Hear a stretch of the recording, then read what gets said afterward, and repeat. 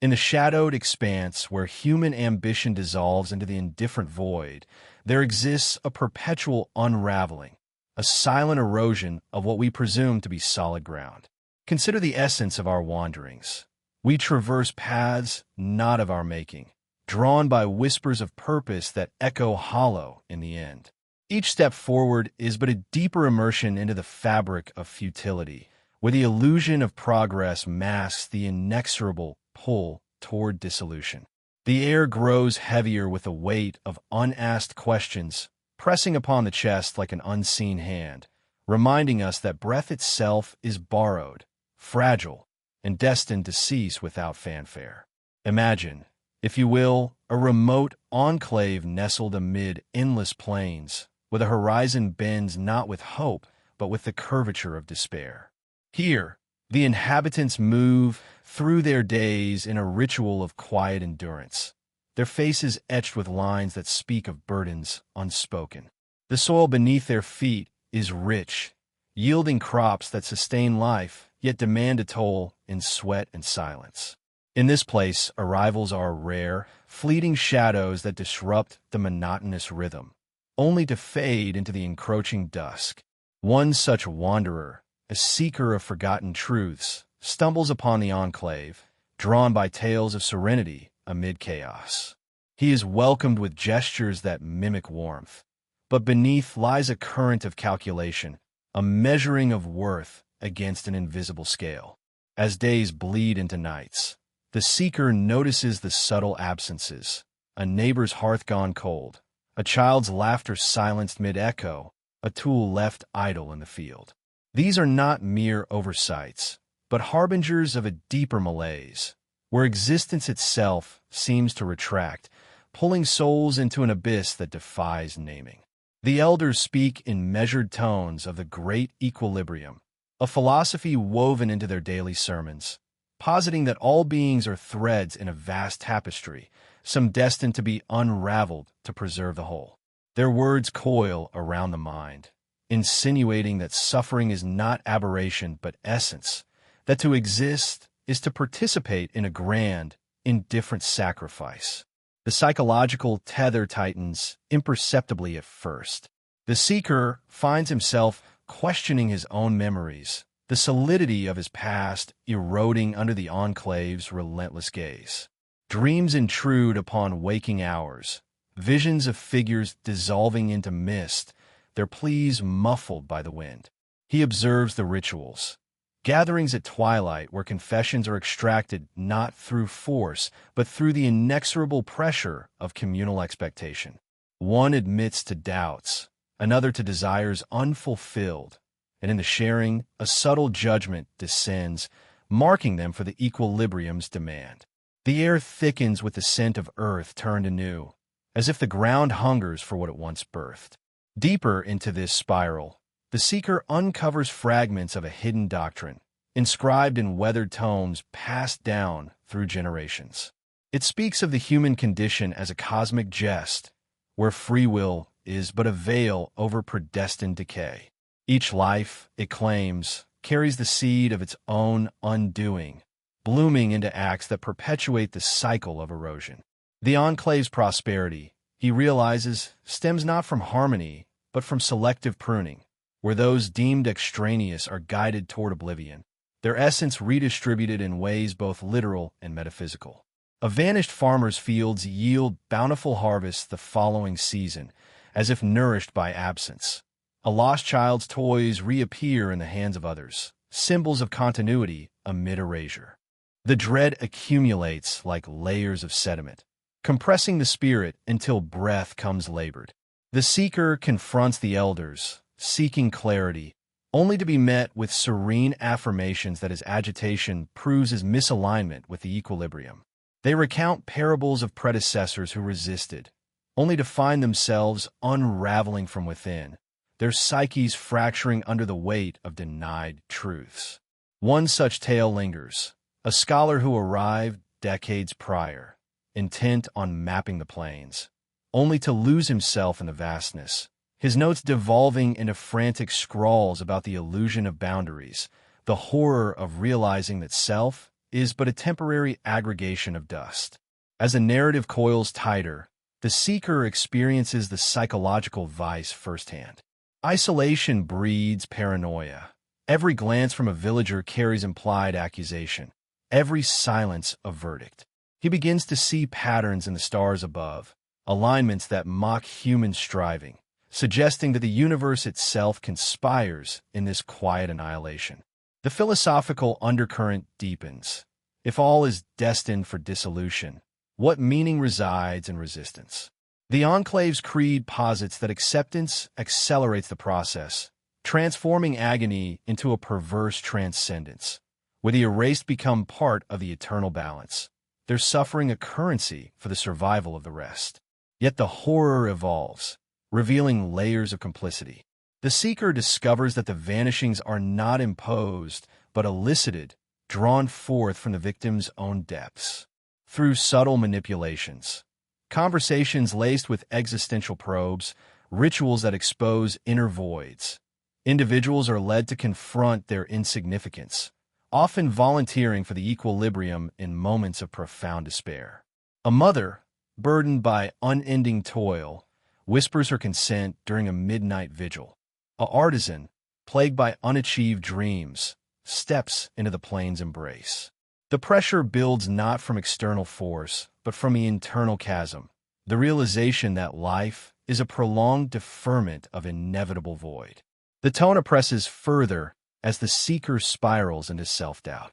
His own ambitions, once clear, now appear as futile grasps at permanence in a realm of flux. He contemplates the elders' sermons, which drone on about the absurdity of attachment, the dread inherent in consciousness that perceives its own transience.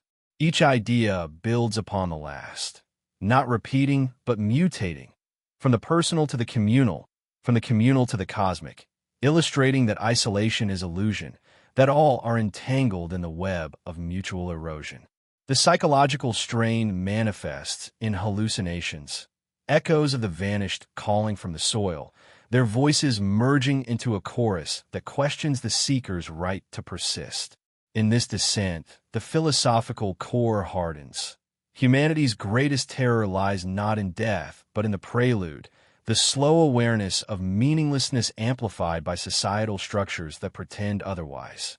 The Enclave embodies this, a microcosm where the facade of community conceals the machinery of attrition. The seeker probes deeper, unearthing relics, faded journals detailing prior cycles, where arrivals like himself ignited brief upheavals only to succumb, their insights absorbed into the doctrine, perpetuating the spiral. One entry haunts. A philosopher who argued against the equilibrium, only to find his words twisted into justifications for further vanishings, his legacy a tool of the very horror he decried. The dread intensifies as boundaries blur. The seeker questions whether the Enclave is real or a projection of his fracturing mind, a metaphor for the existential trap that ensnares all. Nights blend into days, the plains seeming to expand, swallowing landmarks until orientation dissolves. He witnesses a ritual firsthand, a villager, marked by subtle signs of discord, led to the horizon's edge under the guise of pilgrimage. No violence, only the inexorable draw of the void, the participants' steps slowing as resignation claims them, body fading into the haze as if never substantial. This observation catalyzes a deeper plunge. The seeker recognizes parallels in his own existence, the ways he has contributed to others' erosion through indifference or ambition. The philosophical thread evolves. Evil is not aberration but the default state, diffused through everyday acquiescence, where survival demands the diminishment of others. The Enclave's equilibrium mirrors the broader human condition, where societies thrive on unseen sacrifices, the vanished propping up the visible through their absence. The narrative coils inward, the seeker's psyche buckling under the cumulative pressure. He attempts documentation, scribbling notes that devolve into fragmented pleas, echoing the predecessors he reviles. The elders observe with detached serenity, their presence a constant reminder that resistance feeds the system, accelerating one's own unraveling. Ideas spiral. From the horror of individual dissolution to the terror of collective complicity to the ultimate dread of cosmic indifference, where even the Enclave's doctrine is but a fleeting construct in an uncaring expanse. As the weight bears down, the seeker confronts the abyss directly, wandering the plains in search of the vanished, only to find echoes, whispers that affirm the equilibrium's truth, suggesting that erasure is liberation from the torment of being. The psychological fracture completes. He sees himself as both victim and perpetrator, entangled in the spiral without escape. The tone remains unrelenting, the sermon-like cadence underscoring the inevitability, each revelation layering dread upon dread, evolving from subtle unease to overwhelming oppression. In this unending descent, questions multiply without resolution. Is persistence defiance or delusion? Does awareness amplify suffering or merely illuminate it? The seeker, now adrift, embodies the philosophical crux, the human urge to seek meaning in a void that devours all seekers. The Enclave endures, its rituals unbroken, absorbing his turmoil into its fabric, perpetuating the cycle. The air hangs heavy with unresolved tension, the horizon mocking any hope of closure, leaving only the oppressive certainty that the spiral continues, drawing all toward the same indifferent end in the gray hush before dawn. When the world has not yet decided whether to pretend at waking, there arrives a moment of perfect stillness in which every living thing seems to hold its breath simultaneously. Into that suspended silence steps the realization that the breath may never be released, that the pause is not prelude, but terminus, the final punctuation mark written across the entire span of consciousness. Picture now a solitary ridge of land rising from otherwise featureless steppe, its contours so gentle they appear accidental, as though the earth itself sighed once in exhaustion and forgot to inhale again. Atop this low swell stands a single structure of weathered timber and fieldstone, not quite house nor barn nor chapel, but a compromise among all three. Its windows are few and small, positioned as though reluctant to admit light. Smoke rises from the chimney in thin, deliberate columns that refuse to scatter on the wind, as if even the air has been taught obedience. Those who pass this way, few enough for the old trade route has long since shifted westward, are met first by the smell. Not rot, not smoke, not cooking, but a peculiar sweetness like overripe grain left too long in the husk. The inhabitants emerge slowly, never in haste, their movements carrying the calm precision of people who have rehearsed every gesture against the possibility of surprise. They speak softly, offering water from a deep well whose water tastes faintly of iron and limestone, and bread whose crust bears the faint imprint of fingers pressed into the dough, as though in blessing or farewell. Conversation flows in low, measured cadences. The family, 3 generations visible, though the eldest moves with the careful economy of someone preserving momentum, asks after origins, destinations, burdens carried in the heart more than in the satchel. Their questions are never abrupt. They arrive wrapped in concern that feels almost maternal in its patience. And always, beneath the solicitude, runs an undercurrent of evaluation, as though each answer is weighed on invisible scales calibrated to some private geometry of worth. Night falls with unnatural abruptness here, the horizon swallowing the last sliver of sun as though it were a coin dropped into a beggar's cup. Inside the house, the hearth burns low and steady, casting shadows that move independently of their sources. The youngest daughter, pale and serious-eyed, reads aloud from a leather-bound volume whose title page has been carefully removed. The text concerns itself with the necessary asymmetry of existence, that for every moment preserved, an equal measure must somewhere be erased, that preservation is not virtue but violence deferred, that the universe, being finite in its capacity for attention, must continually forget in order to remember anything at all. The traveler listens, first with polite interest, then with growing unease as the words seem to rearrange themselves inside his skull. The philosophy is presented not as argument, but as simple arithmetic. If being requires contrast, then presence necessitates absence. If light requires darkness, then life requires the deliberate creation of voids. The family does not claim moral superiority in performing this office. They present themselves merely as conscientious bookkeepers in a ledger that would otherwise fall into imbalance. As the fire dwindles, the conversation turns inward.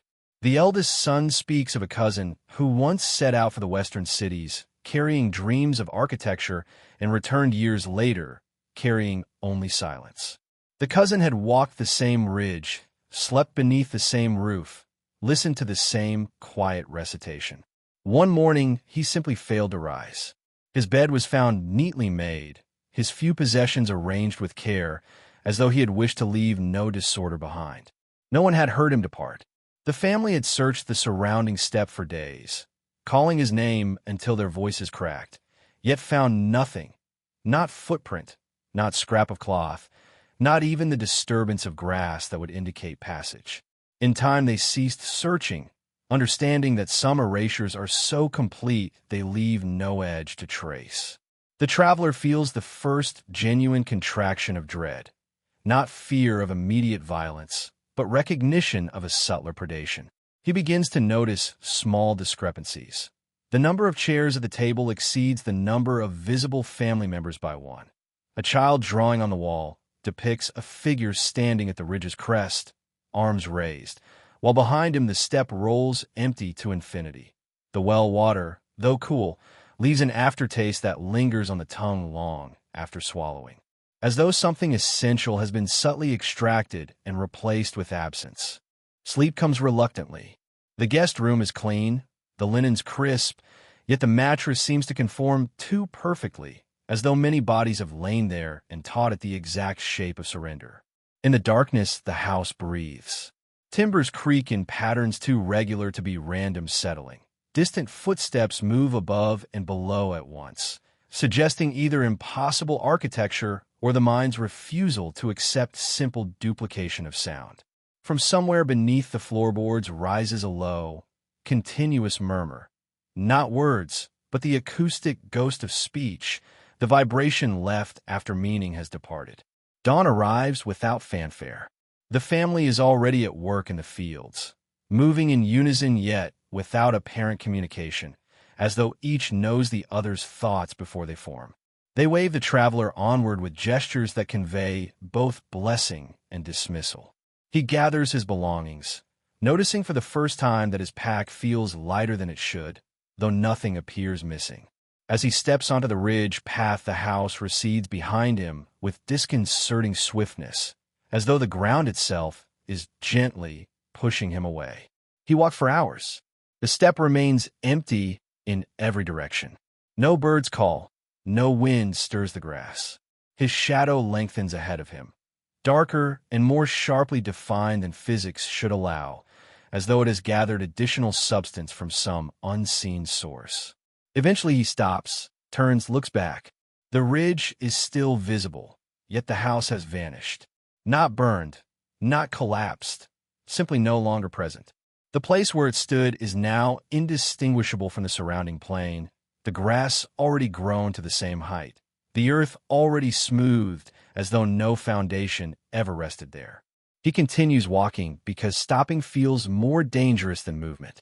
With each mile, the conviction grows that he carries something of the house inside him, a small, patient absence lodged beneath the sternum, quietly enlarging itself. Memories of the journey begin to thin at the edges. Faces blur. Conversations lose their sequence. Even the taste of the well water fades, leaving only the knowledge that something vital was exchanged for it. Years later, in another city, another life, he will sometimes pause mid-sentence, sensing the same gentle pressure behind his ribs. He will look up from whatever small task occupies his hands and feel the steps stretching inside his skull, vast and patient and utterly without mercy. He will understand then that the ridge was never a place, but a condition, that the house was never built of timber and stone, but of the accumulated willingness of human beings to assist in their own gradual cancellation. And in that understanding, there will be no terror, only a deep ceremonial recognition that every life is a temporary loan against an infinite debt, that the moment we cease to be useful to the ledger, we are quietly written off, and that the most perfect horror is not the violence done to us, but the calm, methodical assistance we provide in erasing ourselves. The step waits. It has always waited. It requires nothing from us except our eventual cooperation. And we, being what we are, will give it in the dim corridors of what we call memory, where recollections pool like stagnant water in forgotten cellars. There lurks the insidious truth that forgetting is not loss, but a deliberate act of self-preservation gone awry. We carve out spaces in our minds for the essential, only to find that the voids we create begin to hunger, expanding until they consume the very walls that define them. Consider the architect of his own ruin, a man who builds a labyrinth not to contain monsters, but to house the fragments of his unraveling sanity, each turn a testament to the futility of containment. Envision a coastal village perched on cliffs that crumble inexorably into the sea below, the waves gnawing at the foundations with patient insistence, as if the ocean resents the presumption of land daring to resist its embrace. The villagers go about their routines with the solemnity of priests tending a dying god, fishing in waters that yield fewer catches each season, mending nets that tear more easily, whispering invocations to tides that heed no prayers. Strangers wash ashore infrequently, carried by currents that seem almost purposeful in their selection, depositing the weary and the lost at the base of the cliffs like offerings to an indifferent altar. One such arrival, a cartographer fleeing the collapse of distant empires, climbs the weathered path with instruments strapped to his back, his maps already fraying at the edges from salt and wind. He is greeted not with suspicion, but with a quiet inevitability, as if his coming was foretold in the patterns of foam on the breakers. The elders gather in the central hall, a structure hewn from driftwood and whalebone, its rafters etched with symbols that resemble both runes and the erratic tracks of seabirds. They speak in cadences that mimic the rhythm of the surf, recounting doctrines of erosion not as calamity, but as cosmic necessity, that all forms are temporary illusions, sculpted from chaos only to be returned to it, that resistance accelerates the dissolution, while surrender prolongs the illusion of form. The cartographer listens, his skepticism eroding like the cliffs themselves. He notices the absences first in small measures. A house at the village's edge, its door ajar, but interior empty, as though the occupants had stepped out mid-meal and never returned. A child's swing creaking in the wind, its ropes frayed to threads, no laughter echoing from the yards. Wells that echo deeper than their depth suggests, as if connected to subterranean voids that swallow sound. The villagers explain these with serene detachment. The sea claims its due, they say, not through violence, but through invitation, drawing those ready to merge back into the whole. As moons wax and wane, the psychological undertow strengthens. The cartographer dreams of his maps dissolving in seawater, ink bleeding into illegible swirls that reveal no destinations, only endless loops. He awakens to find salt crusting his skin, though he has not ventured near the shore.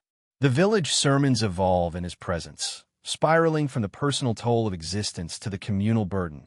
Each life, they intone, is a debt accrued against the infinite, payable only through gradual subtraction.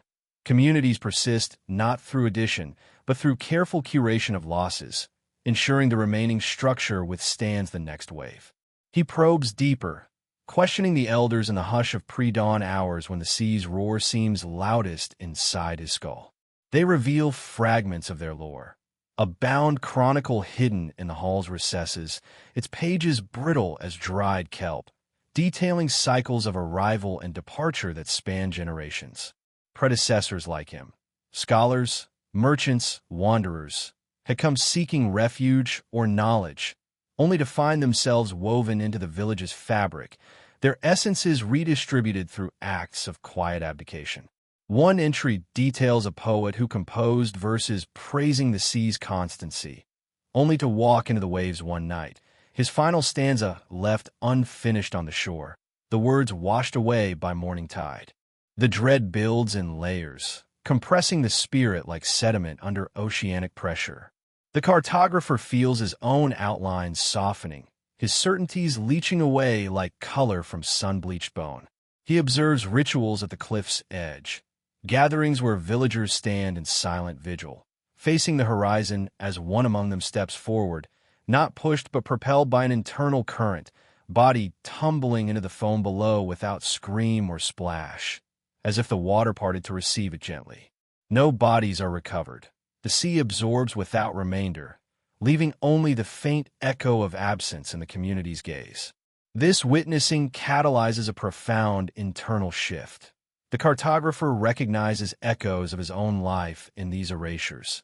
The ambitions abandoned, relationships severed, memory suppressed in pursuit of some illusory precision. The philosophical core deepens. Humanity's terror stems not from annihilation, but from the prelude of awareness. The slow realization that self is but a temporary eddy in an endless current destined to disperse. The village embodies this, a bastion against chaos that paradoxically accelerates it, its inhabitants complicit in their own diminution through doctrines that frame surrender as sanctity. Ideas spiral outward, from individual erosion to societal subsidence. Where communities thrive on the unseen scaffolding of the vanished, their absences providing the negative space that defines the present. The cartographer attempts resistance, sketching new maps that plot escape routes, only to find his lines curving back upon themselves, mirroring the coastline's inexorable retreat. The elders watch with paternal patience, their presence a reminder that defiance merely hastens the tide's claim. In this oppressive coil, the narrative plunges further. The cartographer uncovers relics washed ashore, fragments of prior maps, journals half erased by salt, artifacts bearing inscriptions that question the very act of recording. One such find haunts him, a compass whose needle spins without cease, pointing not north but inward, suggesting that all directions lead to the same dissolution. The psychological fracture widens. He questions whether the village exists beyond his perception, a manifestation of his inner voids projected onto the landscape, the cliffs a metaphor for the precipice of sanity. Nights extend, the seas murmur infiltrating his thoughts, whispering affirmations of the doctrine's verity, that existence is a prolonged negotiation with oblivion, where every breath borrows from a finite reserve. He confronts the elders once more, demanding proof of their claims, only to be met with demonstrations. A villager, marked by subtle signs of discord, led to the cliffs under guise of communion, steps faltering as resignation claims them, form dissolving into spray as if never corporeal. The horror evolves, revealing strata of inevitability. Evil diffuses through acquiescence, the village's equilibrium a reflection of broader existential mechanics, where survival exacts tolls from the periphery inward. The cartographer, now enmeshed, senses his own complicity, the ways his mappings have erased indigenous paths, imposed grids over fluid terrains, contributed to erasures in the name of clarity. The sermon-like cadence persists, each revelation layering oppression upon oppression, spiraling from subtle disquiet to suffocating certainty. Questions proliferate without anchor. Is form defiance against flux or mere delay? Does consciousness illuminate the void or merely deepen its shadow? The cartographer, adrift on internal seas, embodies the crux, the human compulsion to chart the unchartable, only to find all routes converging on surrender. The village endures, its rituals unbroken, absorbing his turmoil as nutrient for the next cycle. The cliffs crumble onward, the sea claims without cease, the horizon indifferent to please. The air thickens with unresolved weight, leaving only the oppressive assurance that the current pulls all toward the same formless depths, in the final narrowing of perception, where the boundaries between observer and observe have long since dissolved into irrelevance. There remains only the slow, ceremonial acknowledgement that conclusion is itself an illusion maintained by those still capable of hoping for one. The ridge, the cliffs, the steppe, the house that was never quite a house. They were never separate places, but successive approximations of the same terminal condition, each iteration stripping away one more layer of the pretense that location, or journey, or self could ever matter. Consider now the last figure to stand at any of these edges. Nameless, featureless, reduced at last to pure duration without qualities. He carries no map, no chronicle, no memory worth preserving. The wind moves through him as though he were already missed.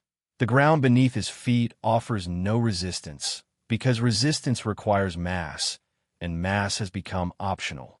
He does not walk forward so much as allow himself to be carried by the momentum of having once begun moving. Around him, the landscape performs its ancient indifference. The sea continues to gnaw without haste or malice. The steppe stretches in every direction with the patience of geometry that has outlived every theorem drawn upon it.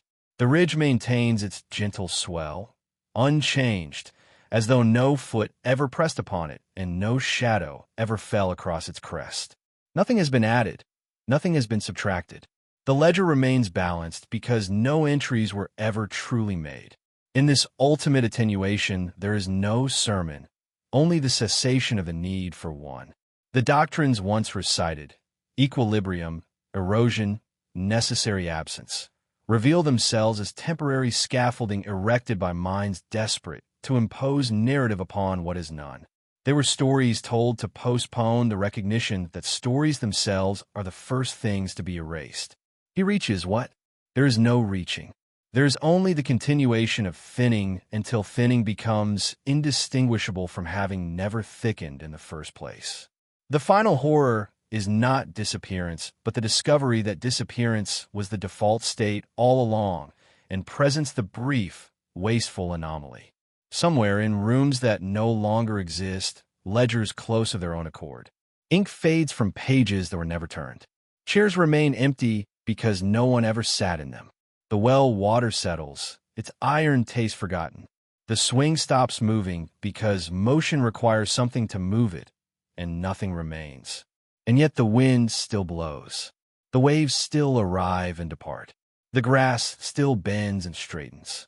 The mechanisms continue without operator or purpose, executing a program whose only instruction is persistence in the absence of anything to persist. There is no final sentence, only the gradual fading of the expectation that one might ever arrive. The silence that follows is not peaceful. It is not terrible. It is simply what remains when every possible qualification has been withdrawn. The script does not end. It thins. It continues to thin until even the concept of continuation loses coherence. And in that thinning, without fanfare or witness, the whole miserable, beautiful, meaningless enterprise of being simply stops pretending it ever began.